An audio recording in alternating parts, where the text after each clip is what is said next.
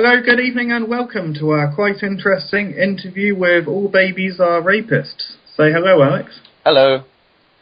And yes, one thing I do want everyone to know, I have really made the effort, all dressed up, glad rags on, seriously, all dolled up, made the effort, even wearing Hugo Boss for the occasion for you guys, and I look and smell fucking amazing for this interview. Cheers. Brilliant. So Alex is here to shamelessly haul his new book, which is available through Lulu and published by Kitty Wake. And there'll be some links down below, of course. So let's get started with the viewer questions. So why didn't you burn the tapes? I specifically said no questions about Watergate. Okay, so the next thing I think we need to know is, what is the meaning of your username? The meaning of my... Oh, God. Right, I didn't expect that question to come up quite so soon. Oh, dear. Right, the meaning of it. It's, I suppose, when I first thought it, it was an accident. I'd literally... I don't... people can misspeak, I can misthink. And then I realised that I'd thought that I think there must have been two topics on YouTube, and I fused them in my head. And then I realised that there were satirical levels on which that worked in relation to satirise the whole all babies are atheist argument, to satirise the kinds of things that certain rad femmes say.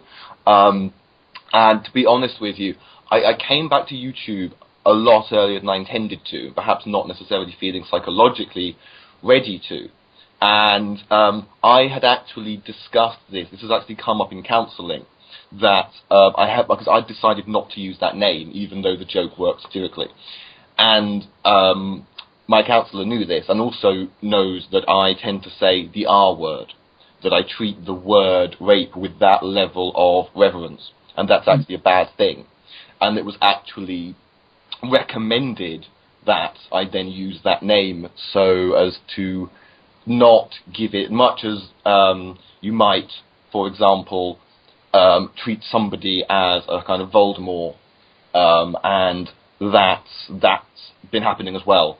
So the important thing was you're kind of confronting something. So it's not meant to be offensive, and it's not meant to mock any victims. It's actually meant in a way to show no fear and to mock the act. Oh, another thing that was suggested, actually, by my counsellor was that you're sort of saying the opposite. You're sort of saying all rapists are babies, which, if you think about it, it's selfish. It's I want, and so it's actually quite an assertive thing to do, and it would be a bad idea to change your life and not use that joke. Okay. Okay, yeah, that's a lot deeper than I was expecting. A lot of things are with you. I just thought that it was just the all babies are rapists thing, just going, right, wait, all babies are atheists thing, which Bionic Dance was going on about, and the elevator gate thing. I thought it was just as simple as just Bush, there you go. But yeah, yeah, so it goes quite a bit deeper than I was expecting. So, if you would, could you briefly sum up or describe your book? Right, it's one of those books that's very, very, very difficult to describe without spoilers. It's sort of it's been, people have even said that in relation to kind of reviewing it, or to describe it. It's a bit Pratchett-esque. It's a bit Douglas Adams-ish. Or possibly Neil Gaiman. It's a sort of fantasy, horror, comedy, satire. I was kind of trying to write an everything book, but essentially it came a sort of outpouring of my thinking about everything. A lot of it comes from dreams. The kind of central, pivotal point of the story I only recently remembered, because until quite recently I could literally be in a club and be given pills and knock it back with whatever I was drinking and not even ask what it was. I think this was mescaline. And it's literally unfolded. I literally wrote it in my head as it appears in almost like 90% as it appears in the book. That's more of an anecdote than a description. It's my take on the end times. It's my take on The Omen, in a sense. The Omen films, for me, deteriorated. The second Omen film should have shown Damien, if he's equal and equivalent, which I think is what they're getting at in the Omen films, then he should face trials, he should face temptations, he should face his own Gethsemane story. And that was something I was anxious to put in, just to right the wrong that they don't do that in anything else I know of about this type of character that I've just revealed, obviously. But obviously, I mean, it's using the devil, or my characterization, my interpretation of some kind of devil or antichrist character for the purposes of satire. One Christian YouTuber who just recently bought the ebook had assumed it was an anti-theist piece of fiction. It's not really meant to be anti-theist. It's meant to be a satire on people, and it mentions various things, religion and ideology. Actually, some of it's influenced by some of you James's videos about. If you're not subscribed to James, please do. He a while back he made a lot of videos on the subject of ideology, which are very interesting. And there's actually a couple of lines and a couple of moments that are influenced by that, and bits of it are me ranting. Some people said that it's very crazy, it's very surreal. It kind of is. Pardon me. Some of it, though, in a way, is kind of grounded. Some of it I've almost used a Doctor Who kind of science fiction shorthand, almost to kind of justify things that otherwise are, you would just call magic, just say supernatural, which I find quite interesting, because I think my kind of OCD mind needs that if something's total fantasy, I don't accept it, but something like Doctor Who, it's sort of pretending to have real science in it, and you can buy a book that explains the science of Doctor Who and says, there is in theoretical physics something could be bigger on the inside, and you're kind of, even if the terminology used is actually bullshit, like I've got things like he's made of antimatter, his atoms vibrate at light speed. This could all be complete bullshit, but it might make no sense. But I'm science fictionizing religion in a way to get across the story. So yeah, that definitely sounds like the sort of book I'd enjoy reading, and of course I'll be buying it later in the book in person, hopefully. Yep. Yeah, and of course Pratchett, Adams, and who's the other one you mentioned? Gaiman. Yeah, three of my favourite authors. So. Oh, great, excellent. Yeah, so I mean, as soon as you said that, instantly sold on the idea. Right. Okay. Where have I got to in the questions? Well, the next question was, when did you first get your idea for the story? Which you've, I think you sort of briefly mentioned that then, but perhaps you could elaborate on that. I think there was no one flash of inspiration. It comes from, it's trying to take all my recurring thoughts and all my recurring dreams, over the course of, say, a year. Hence, you get a lot of world affairs, you get the end of days idea, because there was a lot of that in the past couple of years. How many apocalypses have there been now? Actually, even though not religious, of course, perhaps perhaps identify more as an agnostic than an atheist, but certainly not someone you would call a Christian, but at the same time still thinking about those themes, those ideas, which I think, if we didn't think they were interesting, we wouldn't be here, you know. And actually YouTube, I think, influenced. Actually, even parts of the book actually do come from, some people may even recognise here or there a hint of, oh, hang on, wasn't that in a video of his? Or, that reminds me of something that came up in the big debate.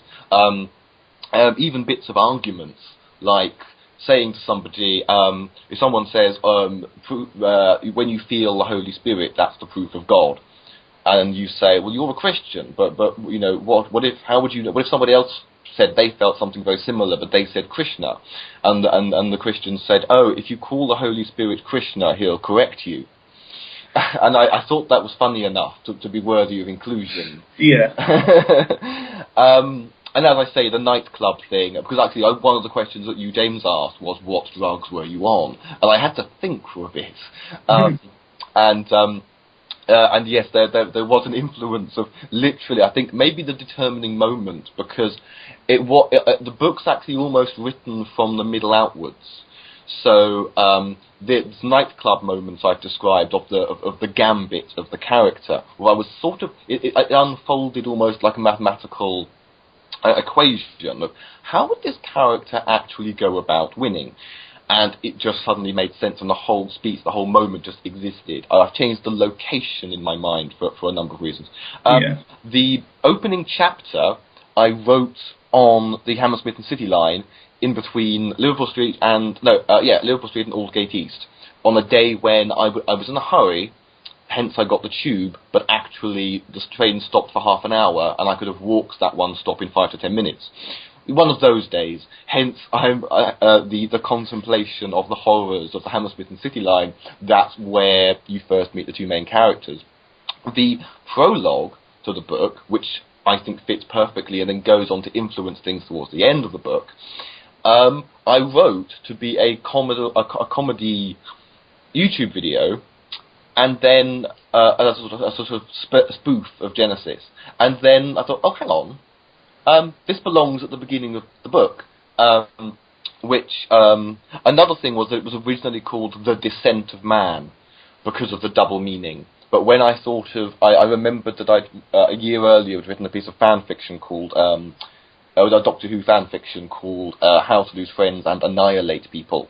And I'm a big fan of How to Lose Friends and Alienate People, and I wanted to do a crib, and actually How to Lose Friends and Annihilate People works just as well for this book. And I think it's a better title than The Descent of Man, where you wouldn't even understand the joke of the double meaning until you'd read it. So it's kind of, Yeah. Anyway, I completely drifted off topic there, but anyway. That's a pretty full answer there. Sure. So what was your involvement in Watergate? I made the tea. You made the tea. Okay. Nice simple answer. Did the name really seem like a good idea at the time? I presume that's the book. I'm not sure if that's the book or the username that question's referring to. Well, if it's the book, well, obviously I changed it. But people in the comments section can say whether they thought that the Descent of Man's a better title. But I went with, I just think it's funnier. The username, as I say, I wasn't going to use it, and I was literally kind of like officially advised that I should, and I'm stuck with it now anyway. Okay, next question. Do you think everybody should subscribe to Watcher Azazel? Yes. I wonder who asked that question. Oh my. Yeah, everybody on Earth should immediately subscribe to Watcher Azazel. So tomorrow morning he'll wake up and he'll have 7 billion subscribers. So, go ahead. Okay. So, how long did the book take to write?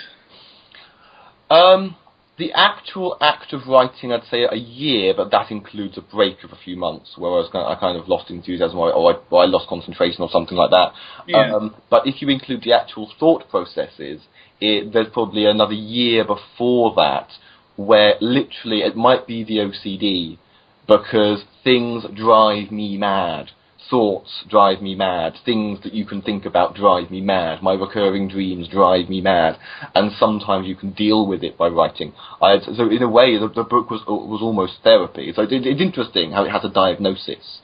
And also interesting that a book written by somebody with such severe OCD should come across as disorganized schizophrenia, when you would think they would be opposite. You would think it would be the complete opposite. Yeah. Maybe your book was an outlet for the disorganized side of you, or I don't know. Yeah. I'm making up bullshit now.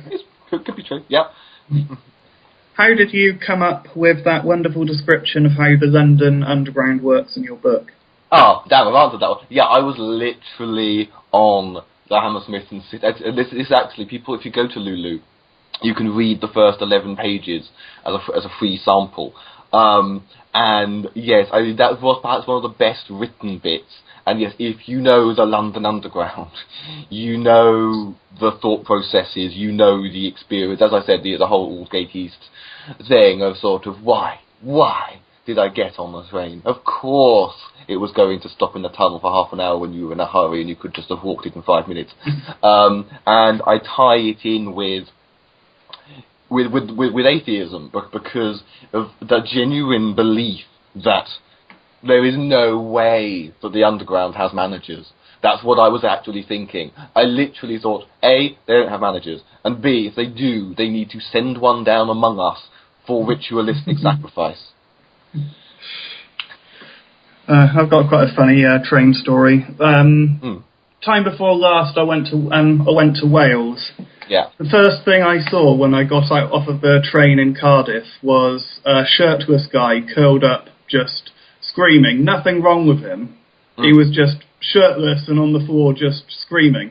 And I've spoken to you. I've told Yuki about that, and Yuki's like, "Oh yeah, Screaming Terry." He's some sort of local celebrity around there or something. Right. Okay, so next question. What sorts of things make your OCD better or worse? Oh God, that's better or worse? Right. Oh, that's what you mean, because I was on, normally they give you antidepressants, because most antidepressants are to do with neurotransmitters, but I tend to find that the actual side effects of antidepressants make me worse or in different ways, and there was one that worked, except it fucked your heart up, and now you have to go on an ECG, which was quite annoying, actually. It was venlafaxine, worked in every way, but I knew I was having palpitations. I complained, but it was completely ignored, very nastily, very rudely, just dismissed. They wanted me to go on a double dose of something that was affecting my heart adversely, and I was like, no, they nearly made me go on this. And since then, you have to have an ECG to be given it. So I was right all along. In fact, the fact they put me on a double dose, it's probably too long ago now, but you could sue over something like that. That's... But generally, I try to customize the idea of cognitive behavioral therapy, which has a variety of methods to it, because essentially it's training the brain to think differently, and you try and block, and you try and divert. I tend to cut. There's even actually something from Doctor Who. I don't know if you know the Dalek one with the eggs. Of trying. No, I haven't seen that. She's trying not to think exterminate, as the Daleks are trying to get into the light. So the bad thoughts, or the unwanted thoughts, or the useless thoughts are Daleks. And if you're still saying eggs, I actually once jumped back and shouted eggs, because sometimes these methods, these trip switches, I call them, come out in that way. So you almost make yourself have Tourette's. And I jumped back and went, eggs, to stop the thoughts coming. Luckily, I was in a supermarket. So I just acted as if I'd forgotten eggs, went to the dairy aisle to try to hide the fact that I'm insane. Sometimes I like to imagine that the thoughts are kind of assailants, and you are being assertive, and you know self-defense, and it's like sort of a hand up to their face, no, and you can then actually manage to blinker yourself and actually concentrate on the thoughts that you should be having. Because essentially OCD, although people think of it as, oh, I'm so OCD, and they think of the very superficial kind of tip of the iceberg, washing your hands a lot, or everything has to be in alphabetical order. What's happening in your brain is that not all the off switches work. Something's very well explained in a film called Dirty Filthy Love, which I may ask you to link. It's a very good... most people who see that film, they didn't understand OCD before, they do afterwards. Okay, yeah, I'll definitely have to check that out. I've heard very good things about CBT. Yes. Yeah, and yeah, I've got a friend who's got some, who's been through quite a lot of psychological trouble. And I think that has helped him quite a bit. And some of the psychiatric drugs he's been on have just fucked him up and made him worse various times. And similar sort of experience. The people who prescribe them don't seem to listen when you're like, no, this really isn't fucking working. Try and get me something else. Yeah. Yeah, the tendency, I mean, a psychiatrist basically throws Prozac at you. You know, it's you need something more than a drug dispenser. Yeah.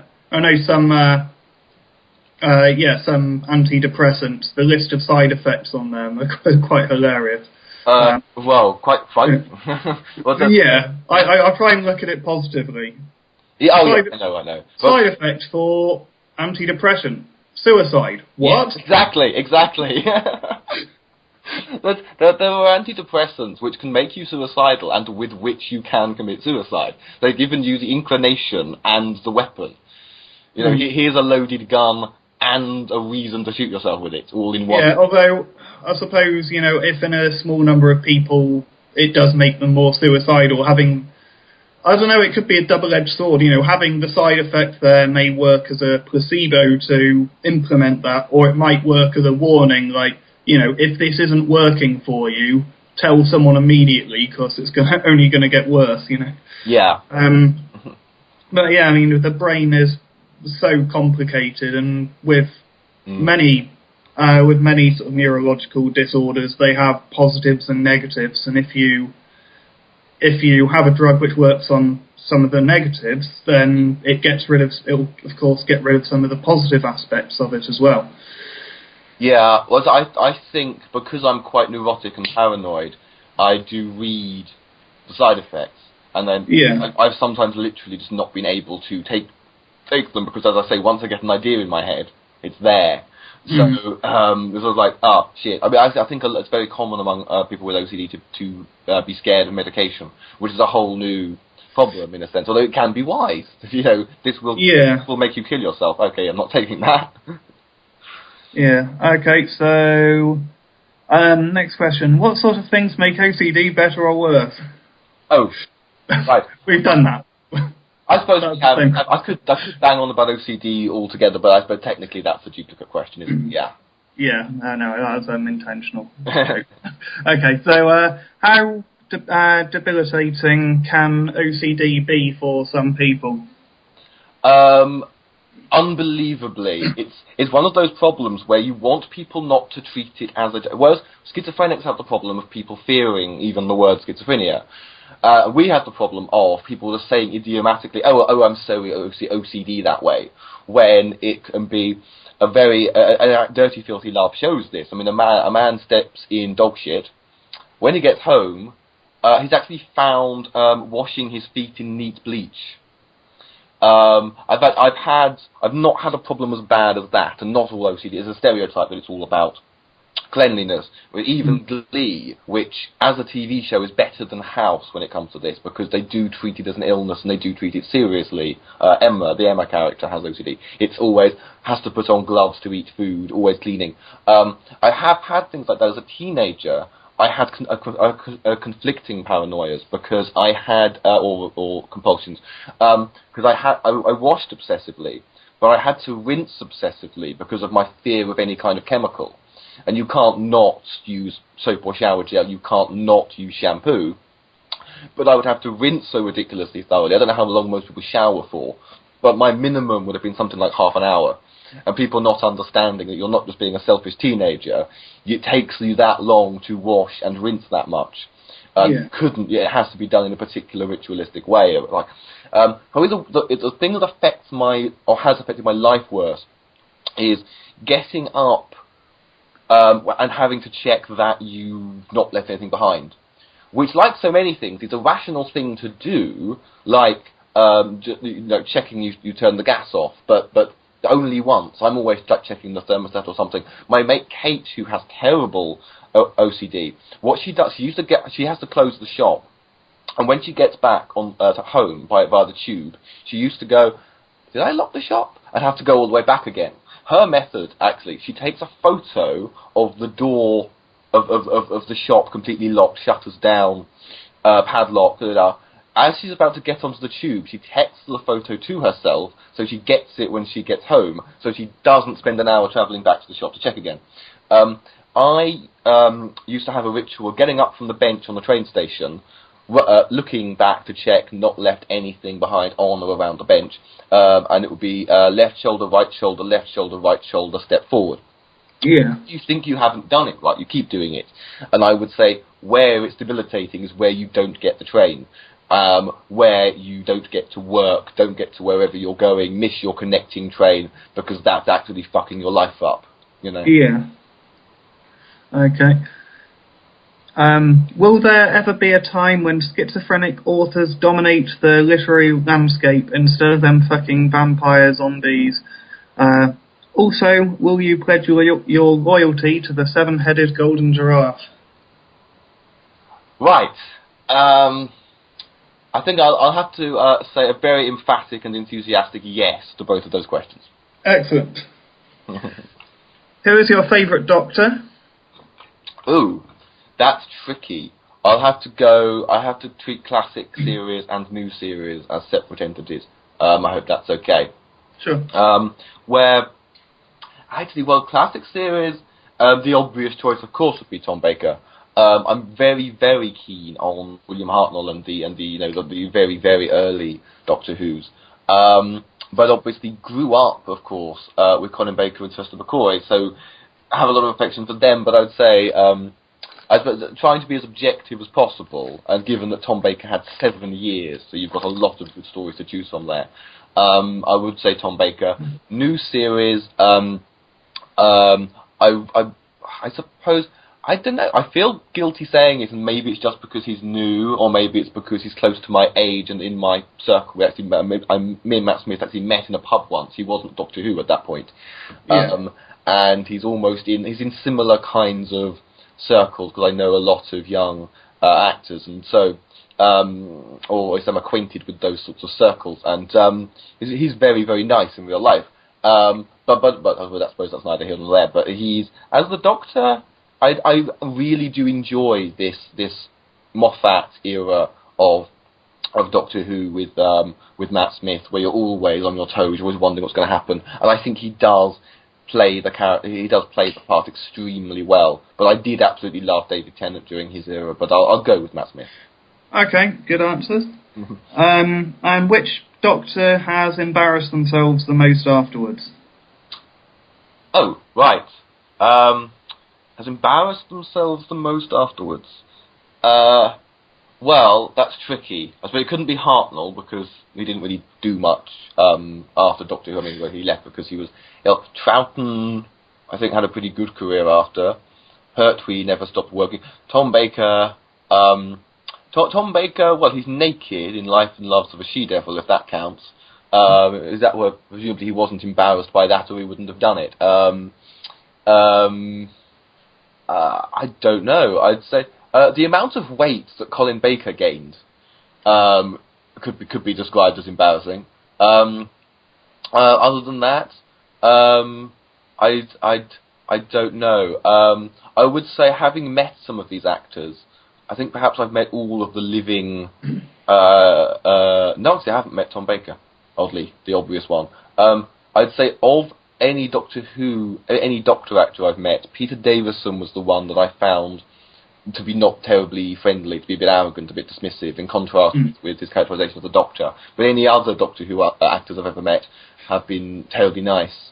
But I found that with Red Dwarf as well, because they're all great except for Chris Barry, who played Rimmer, who isn't really any nicer than Rimmer. Is there an episode that you consider to be hateful or bad from the current or past Doctor Who series? Hateful or bad? Oh, it's difficult to say. Interesting use of the term hateful. There are, of course, bad Doctor Who episodes. I think that some Doctor Who I see as complete gold. Some Doctor Who, obviously, there are some very polarizing episodes, and there are some episodes, and just as there are some episodes that everybody hates. Generally, I suppose, for me, a bad episode of Doctor Who is one that I just don't bother with. If I don't watch that episode several times, then it must have been pretty uninspiring. And I showed a friend of mine an episode called Love and Monsters, which for some reason I like. Everyone hates it, and it's a very strange episode. And my friend found it unbelievably bad. Why am I being shown this? And there's something about it that I kind of like. I could sort of see, if people say hateful, I can kind of see what they mean. But it's kind of, in terms of like this sort of, I don't know what I think of as there's never really an episode that I can think of where I go, that was complete and total utter shit. But there are definitely episodes that are a bit meh, they're a bit nothing. but then it kind of, but when you have gems like Blink, Family of Blood, Silence in the Library, you know, it kind of it makes up for it. There's always enough that's extremely good and stays with you and is inspiring to make up for the fact that bad means forgettable. Well, you forget them because they're forgettable, so it kind of doesn't matter to me. Yeah. Yeah, all those questions. I haven't watched that much Doctor Who, so. Well, yeah. Did you ever know the old series, or you just? I did watch some of the old series. I don't remember it that well. I was never a huge fan, but I'm not one to follow the crowds, and since everyone else absolutely loves it, I've just never really got into it. Yeah, well, if I was American, I'd probably really like it because it's, it's. Not am British. Exactly. I'd say like Americans think Stella's posh. Wow. I know. Who was it? I can't remember which YouTuber it was. Someone in the atheist community. They did a video and they were drinking a Stella and they thought it was posh. I just had to say in the comment section, do you know what they call Stella in the UK? It's something to do with wife beating, isn't it? Yeah. Okay, so next question. Would you say you like comics, and if so, which ones? Comics. I've never been into, oddly enough, I've never been into the science fiction or superhero kind of comic. You would think that I would be. Apart from the actual Doctor Who comic strip in Doctor Who magazine, and I did read the Dalek ones, I suppose, because they were in the annuals that I used to collect. But oddly enough, growing up with dyslexia, with a number of things I have, I had, of course, difficulty reading, and I was very enthusiastic for a comic called The Beano, which is I think we only have in the UK. Yeah, I used to read it when I was very young as well. Yeah, because it's a comic book, it's easier because you don't feel that words are being thrown at you. So I would actually seriously say, although I had learning support and things like that, that through my mastery of I can now read a whole copy of The Beano by myself. I think The Beano helped me with dyslexia and helped me to learn to read, as odd as that sounds. Awesome. Let's see. Is there any YouTuber you would shag, male or female? That question should be rephrased as which ones wouldn't I shag? I'd say 90% of people on YouTube, male and female, I'd give it a go. Really? Yeah. Fair enough. Why not? Yeah, you can tell. I don't know who it was who asked that question, but because they used the word shag, it's got to be someone English. So that's they're nearby then, right? Huh? So they're someone I could travel to then. Excellent. They can come to. Yeah. Yes. They now know that they have a 90% chance that you say yes. Exactly. Yeah. Brilliant. Fantastic. Yeah. So, what's the difference between Southerners and human beings? I think they meant Northerners there. Yes, of course they must have meant Northerners there. They must have.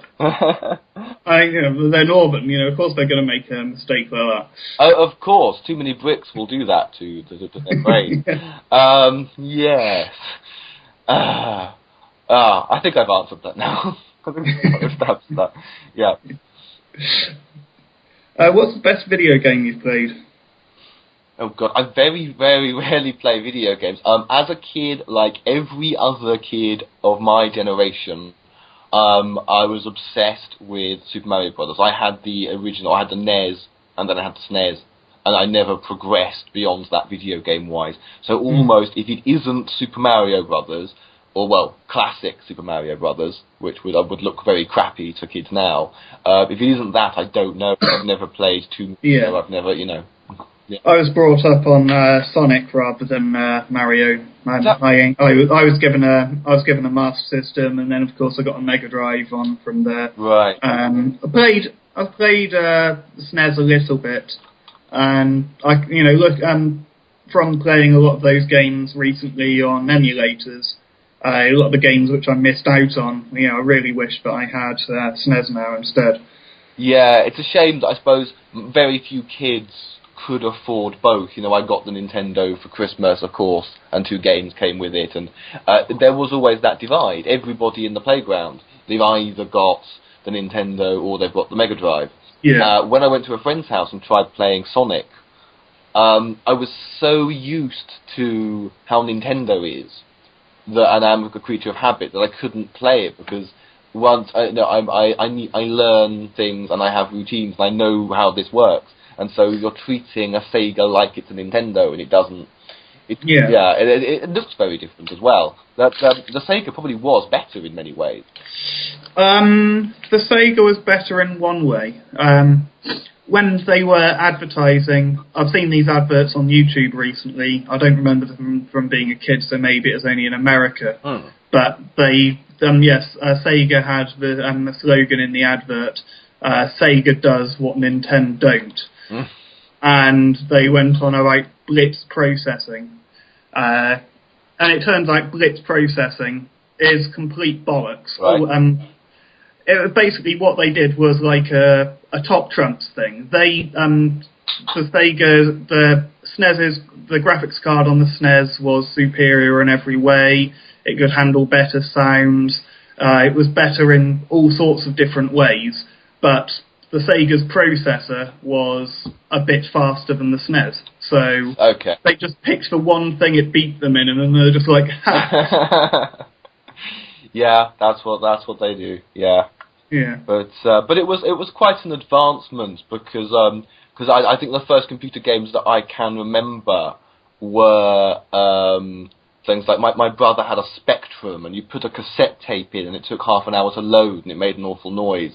And so you played these very blocky kind of beep beep sorts of things, and the Commodore as well was one. And then it seemed to me like a revolution that something like Super Mario Bros. Or Sonic the Hedgehog suddenly arrived. Whereas nowadays, I suppose you'd look back at things from the 80s and 90s and think that they're crap. But as I say, I didn't develop beyond that. I just never... Yeah, it was certainly a huge leap from like the Spectrum and the Commodore and stuff.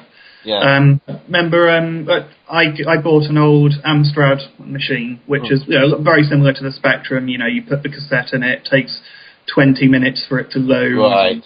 Some of the tapes fail 3 out of 4 times, so it can take you an hour to play a game. But yeah, I was quite pleased with that purchase. I paid $7.50 for the computer, the screen, and a whole bin bag full of games. Yeah.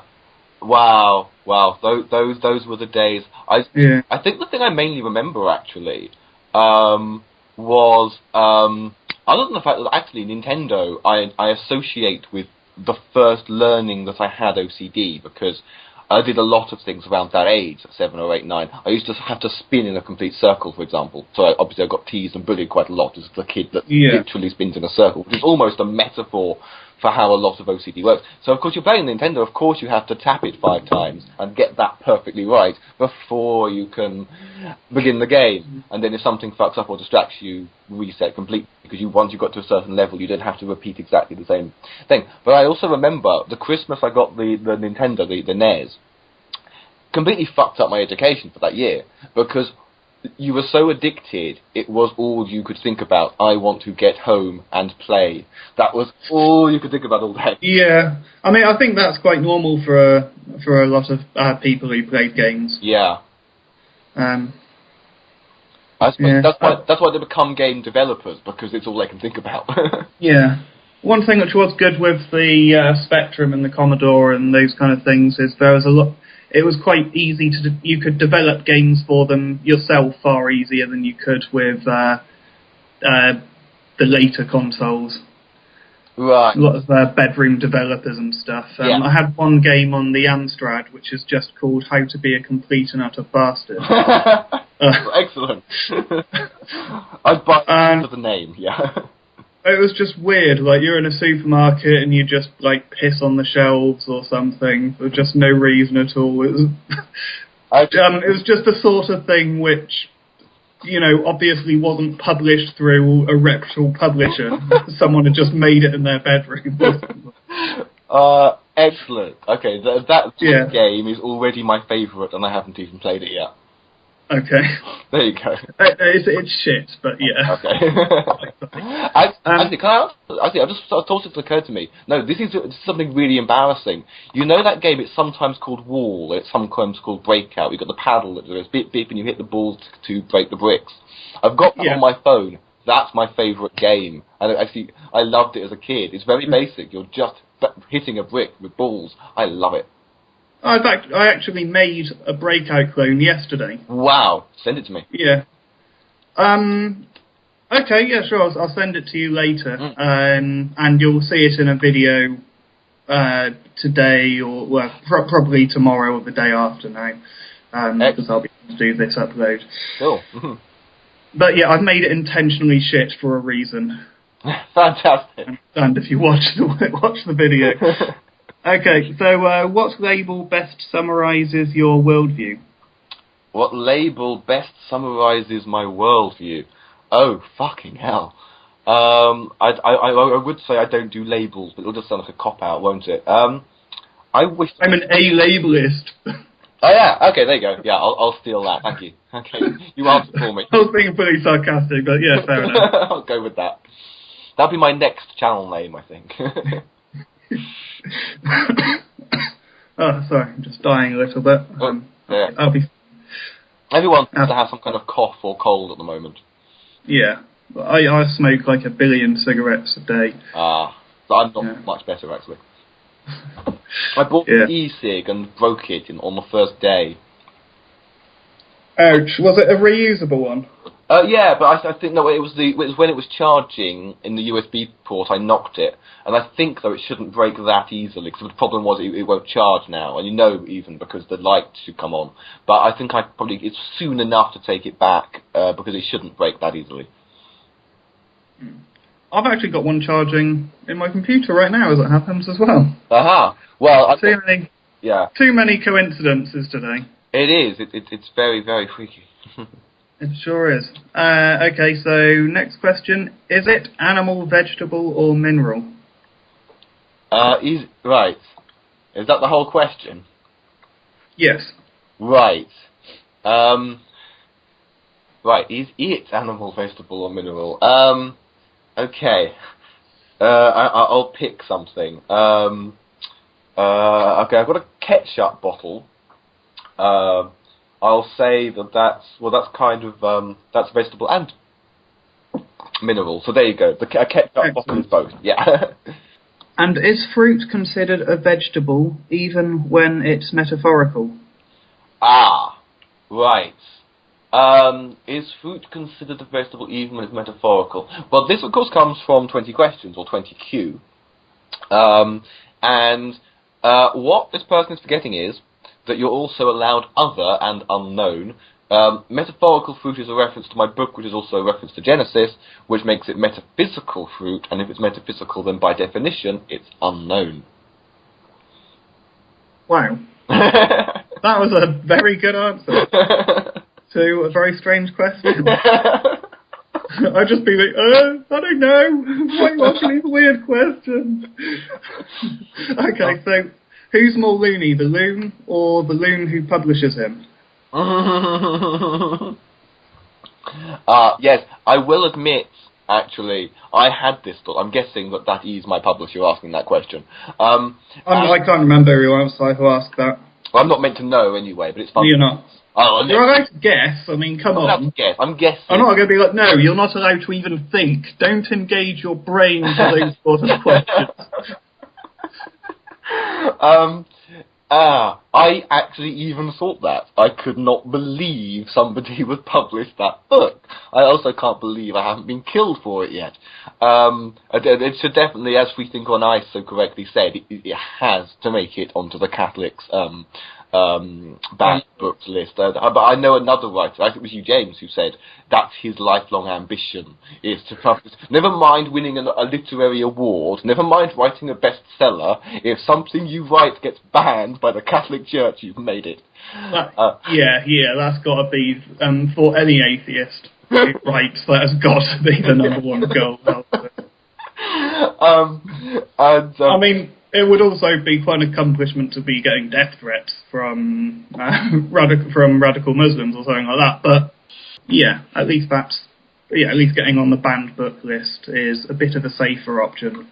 Yes, definitely. But yes, I would be so pleased. I'm surprised by the total lack of negative attention over the book. But I honestly did think, oh my God, someone's crazy. But I always think that if I actually get a job or I get onto a course, my whole life it's like they accepted me. Tossers. You're mental. You don't know what you're doing. Okay, so yeah, 3 questions in one here.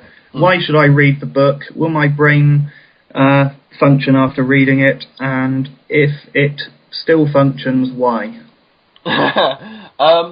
The book is sort of thought-provoking, I hope, but may also do your head in. And it's one of those books that is definitely saying something. It makes me think of the Douglas Adams line. One is left with, when they're reviewing the Vogue on poetry, one is left with an astounding, astonishing, clear insight into whatever it was the poem was about.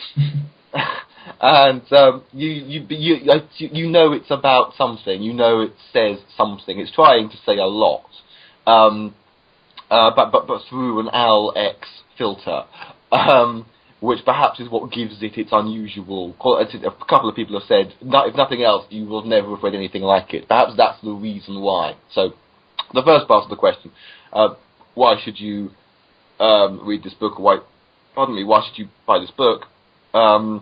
It's certainly unusual, which isn't just my conceit. It seems to be what people are saying is that it's quite a crazy, unusual read. So there you are. Okay. What are the biggest misconceptions about OCD?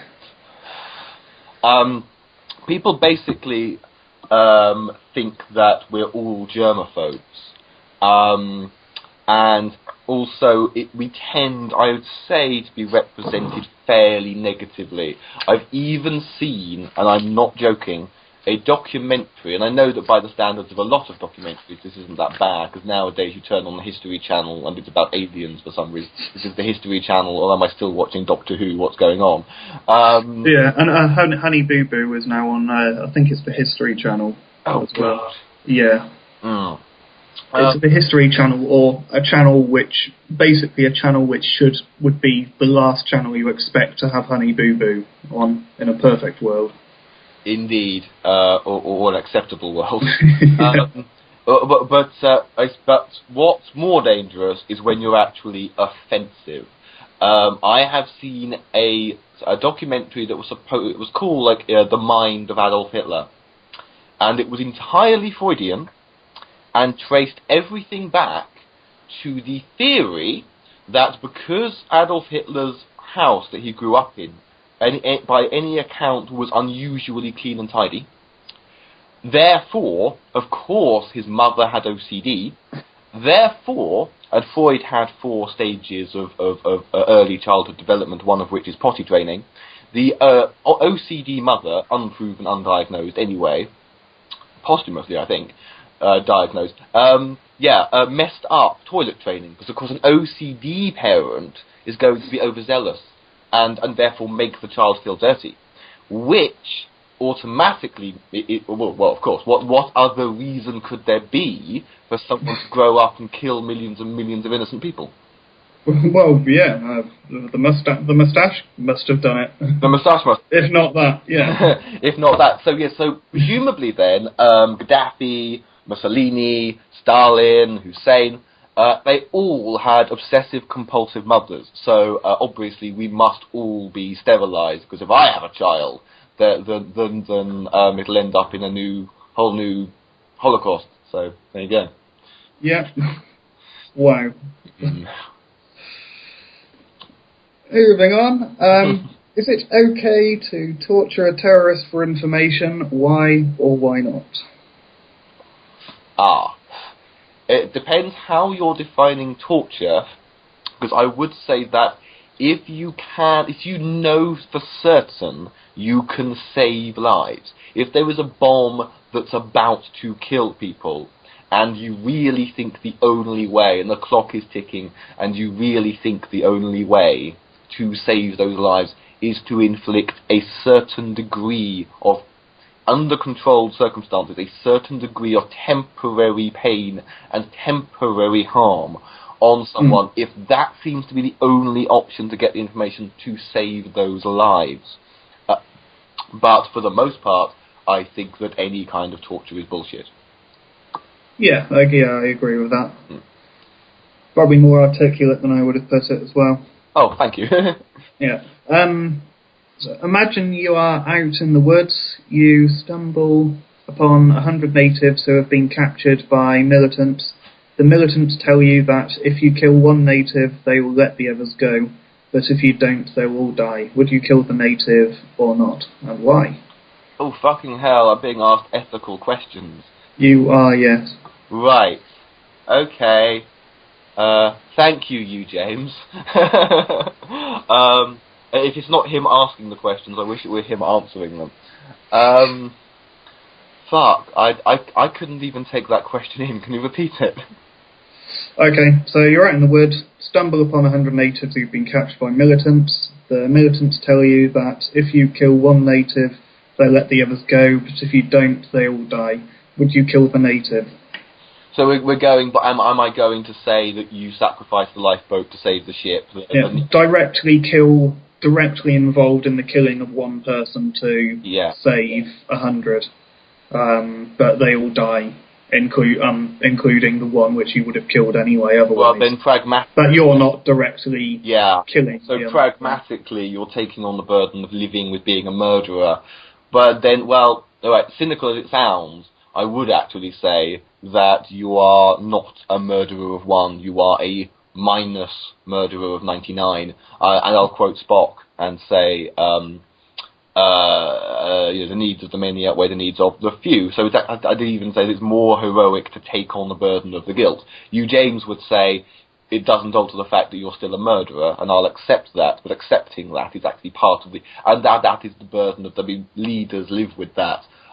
You know, I was watching Frost Nixon the other night, and I don't entirely condemn Nixon, because there's one part where he defends himself over Cambodia, where basically you'd be criticised for going in, you'd be criticised for not going in, you'd be criticised for going in as early as you did, you'd be criticising him for going in as late as you did, and ultimately, as much as we envy power, the truth is when it's life or death, power sucks.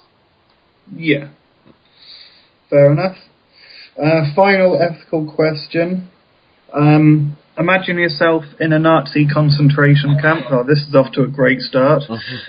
Someone in your bunker has come across a list of the next people to be exterminated. You have the opportunity to replace a healthy 10-year-old boy on the list with your favourite uncle who is aged and feeble. Your choice is given to you to decide. Do you make the switch? Sorry, once again, that was too much to take in. Can you repeat it? Okay. You're in a Nazi concentration camp. Someone in your bunker has come across a list of the next people to be executed, and you have the opportunity to replace a healthy 10-year-old boy on the list with your favourite uncle who is aged and feeble. Given the choice, would you make the switch? Do I get to ask the uncle if he agrees to this? That would be my question to that, but they haven't said, so... Oh, fucking hell.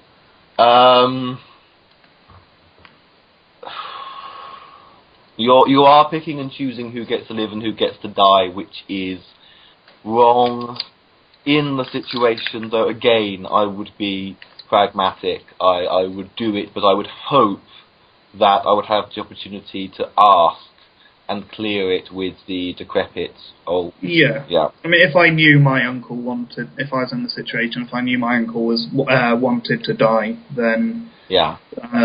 yeah. But yeah, if I didn't, then no. Yeah. I don't know, there is one more semi-ethical question. What would you say is the most realistic and pragmatic change you think can make society better? The word pragmatic's in there. Yeah, realistic and pragmatic. Realistic and pragmatic. Oh, damn, it's got to be realistic. Shit, that's not very me. Because I would have actually said the total erasure of the Vatican, the Pope, Catholicism from the world, but unfortunately that's very unrealistic. What could we actually do? Damn. If I had more time, I could probably think of something. Damn it. This is the sort of thing I think about, but my mind has just gone blank now. To make the world better, it's, well, people who have the money could get condoms and vaccinations and mosquito nets to everybody in the motherfucking world. Which is realistic. Pretty good answer. We could do that, yeah. Yeah. What did Haldeman tell you during the 18.5-minute gap? I don't know, because the silence were in the room using post-hypnotic suggestion. So those entire 18.5 minutes in the Oval Office were actually erased, and that's the truth of what happens. The silence did it. Okay. Regarding your book, what in the name of Satan could have possibly inspired you to create something so twisted and bizarre? In other words, what's made you want to write it like this instead of writing it as a normal novel? Was it bad acid or something? Or were you trying to freak people out?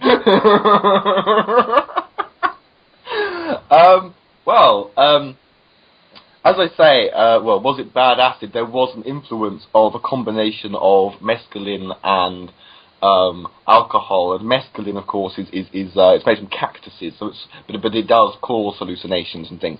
It's it sort of, and it's considered a creative drug, I think, although I took it in the context of a nightclub. My friends were like, "What's wrong? What's wrong?" No, nothing's wrong. It's just I'm not dancing or anything, but the environment is stimulating me, and you've got because I sometimes have even taken.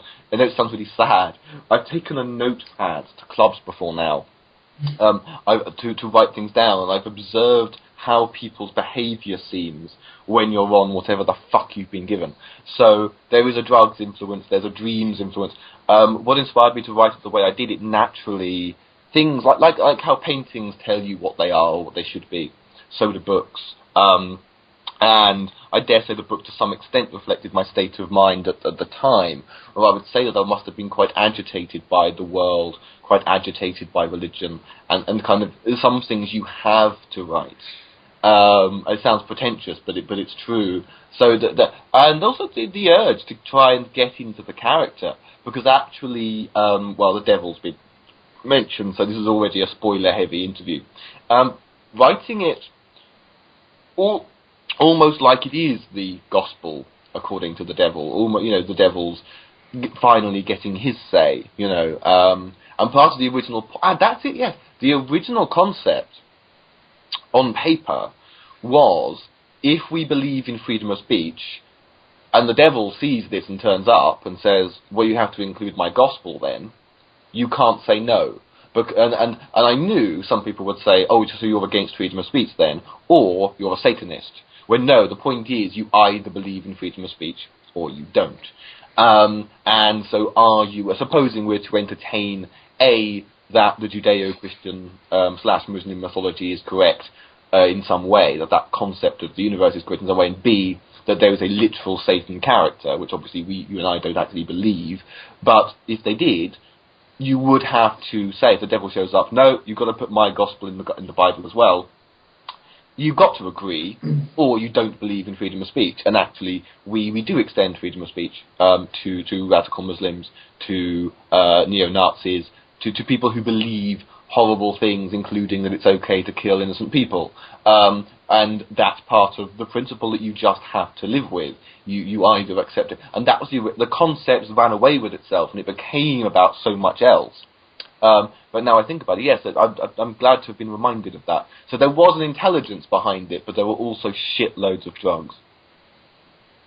Excellent.